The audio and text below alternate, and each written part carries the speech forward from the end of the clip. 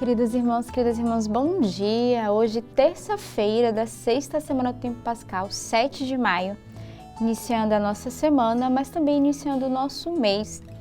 Como eu falei ontem na nossa Lex Divina, maio é mês da Mãe, mês da Virgem Maria. Peçamos ela ao longo de todo esse mês que ela nos acompanhe. Voltemos às nossas práticas marianas e eu sei que cada um carrega com certeza um modo particular de rezar com a Virgem Maria na sua devoção, seja qual a Maria, qual o título de Nossa Senhora que você traz no coração, mas não deixe nesse mês de rezar o rosário, rezar o terço, essa meditação da palavra de Deus, meditamos toda a palavra de Deus ali a cada vez que estamos meditando o nosso rosário. E esse mês também é mês de rezarmos pelas mães. Próximo domingo é dia das mães, então é dia de darmos graças a Deus por todas as mães no mundo inteiro, as nossas mães que nos geraram, as nossas mães que nos criaram. Então, nessa semana e nesse mês de maio, consagrar as nossas mães à Virgem Maria. E também é o mês do Espírito Santo, porque é mês da novena de Pentecostes. Então, peçamos a graça também nesse tempo de sermos surpreendidos pela ação do Espírito Santo, de deixarmos que Ele também conduza a cada um de nós. E eu quero já começar este dia fazendo o convite para vivermos essa grande novena. É a novena, uma das novenas mais importantes da nossa igreja.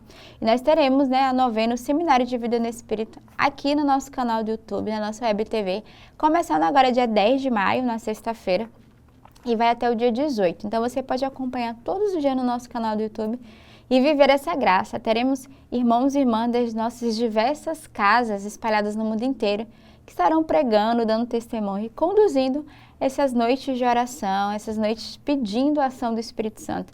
E teremos no sábado, as vésperas da ressurreição, com a efusão do Espírito Santo. Então você é convidado a participar conosco e já viver nesse mês essa grande preparação para esse tempo forte da graça de Deus. A liturgia de hoje, a liturgia da palavra, vai nos trazer na primeira leitura retirado dos Atos dos Apóstolos. Naqueles dias, a multidão dos filipenses levantou-se contra Paulo e Silas, e os magistrados, depois, lhes rasgaram as vestes, mandaram açoitar os dois com vara. Depois de açoitá-los bastante, lançaram-nos na prisão, ordenando ao carcereiro que os guardasse com toda a segurança. Ao receber essa ordem, o carcereiro levou-os para o fundo da prisão e prendeu os pés deles no tronco. À meia-noite, Paulo e Silas estavam rezando e cantando hinos a Deus. Os outros prisioneiros os escutavam. De repente, houve um terremoto tão violento que sacudiu os alicerces da prisão. Todas as portas se abriram e as correntes de todos se saltaram. O carcereiro acordou e viu as portas da prisão abertas. Pensando que os prisioneiros tivessem fugido, puxou da espada e estava para suicidar-se. Mas Paulo gritou com voz forte: "Não te faças mal algum, nós estamos todos aqui." Então o carcereiro pediu tochas, correu para dentro e, tremendo, caiu aos pés de Paulo e Silas. Conduzindo-os para fora, perguntou: "Senhores, que devo fazer para ser salvo?" Paulo e Silas responderam: "Crer no Senhor Jesus e sereis salvos, tu e todos os de tua família." Então Paulo e Silas anunciaram a palavra do Senhor ao carcereiro e a todos da sua família. Na mesma hora da noite, o carcereiro levou-os consigo para lavar as feridas causadas pelos açoites. E imediatamente foi batizado junto com todos os seus familiares. Depois fez Paulo e Silas subirem até sua casa, preparou-lhes um jantar e alegrou-se com todos os seus familiares por ter acreditado em Deus. A liturgia, a palavra de hoje é muito bela, porque vê o poder da oração, da intercessão e do testemunho que é capaz de converter. Fazendo um resumo da leitura, nós percebemos ali Paulo e Silas, continuando o seu caminho de anúncio, de pregação, foram de fato presos. E ao serem presos, eles foram mandados para a prisão, foram açoitados e foram presos com as correntes no tronco, porque pediram que de fato açoitassem eles, prendessem ao ponto que eles ficassem em segurança. Mas houve um terremoto, e esse terremoto fez com que todas as portas se abrissem. Antes de acontecer isso, Paulo e Silas já estavam na prisão, louvando e cantando, e todos os prisioneiros que estavam ali eram, com certeza, inflamados por esse louvor, por esse testemunho. Todos que estavam ali eram evangelizados pela alegria, pelo testemunho de Paulo e Silas, que tinham certeza da graça de Deus, sabiam que eles seriam libertos pela palavra do Senhor. E ao acontecer o terremoto, né, as portas se abrirem, as correntes se quebrarem, e ali o carcereiro, quando acordou, que viu, ele falou, pronto, eu vou me suicidar, porque todos fugiram, então vão me matar. Então, antes que me matem ou que me coloquem na prisão e venham me açoitar, vão me matar. E Paulo que vai, né, dá um forte grito dizendo, não te faças mal algum, estamos todos aqui. E o carcereiro fica perplexo porque ele não entende, né, por que eles não fugiram. Ele percebe ali a ação de Deus e ele se converte, ele pergunta, o que eu devo fazer, né, para ser salvo? Ele, que era o carcereiro, era preso, vivia prisões interiores. Vivia mais preso do que aqueles que estavam, né, na prisão. E aí Paulo vai justamente anunciar o senhorio de Jesus. Ele vai anunciar a esse homem que eles devem crer no Senhor, e não só ele a ser salvo, como toda a sua família. E de fato foi essa experiência que o carcereiro fez de ser salvo, ele e a família dele, porque eles creram firmemente na palavra do Senhor, através do testemunho de Paulo e Silas, que anunciaram a palavra de Deus a ele e a sua família.